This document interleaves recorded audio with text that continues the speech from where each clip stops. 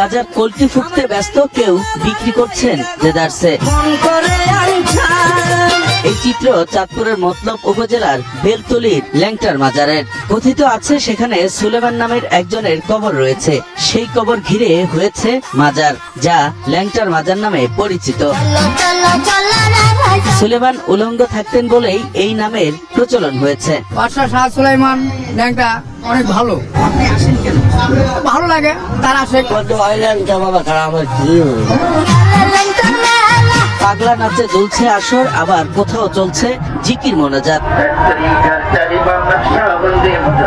কিছুক্ষণ পর পর মানুষের ভিড় ঠেলে বাদ্য বাজিয়ে বাহারি সাজ পোশাকে মেলায় প্রবেশ করছেন ভক্তরা।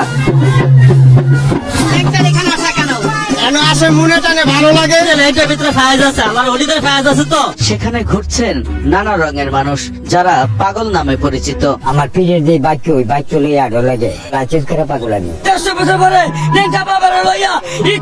ভালো লাগে তাই আনছে। মেলার বিভিন্ন প্রান্তরে চলে গান আর যেমন খুশি তেমন নাচের আসর। নারী পুরুষ একসাথে নাচেন বাদ্যের তালে তালে।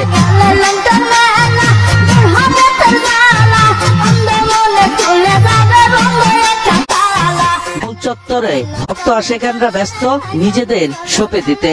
মোমবাতি আগরবাতি জ্বালিয়ে ল্যাংটার প্রতি ভক্তি প্রদর্শন চলছেই। আর বাবাকে খুশি রাখতে সেজদার পাশাপাশি বাক্স ভর্তি টাকা দিচ্ছেন ভক্তরা।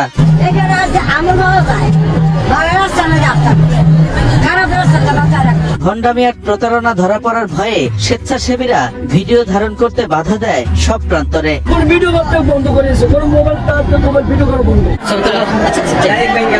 আর যার নির্দেশে তারা এত কঠোর দায়িত্ব পালন করছেন তিনি মাজারের খাদেম লাল মিয়া। আর লাল মিয়া ব্যস্ত ভক্তদের সেবা নিতে। নেশার আসর আর চাঁদাবাজিকে সমর্থন করছেন খোলামেলা ভাবেই। বাংলাদেশের এমন কোন গ্রাম আছে যে 50% বলন গাঁজা মদ খায় না? পুলিশ গাঁজা খায় না? ডিসিএসপিরা খেলা দিও, খেলা দিও না। তবে যেই ল্যাংটার কবর ঘিরে হয়েছে মাজার আর ভণ্ডামের বিরাট ক্ষেত্র, সেই কবরটি আসলে কার? লাল মিয়াদের বাড়িতে যে কবরটা আপনারা দেখে আসলেন, এই কবরটা ওনার না। ওনার সঠিক মাজার কোথায় তা একমাত্র উনি জানেন বা আল্লাহ জানেন। লাল মিয়া একজন ভণ্ড।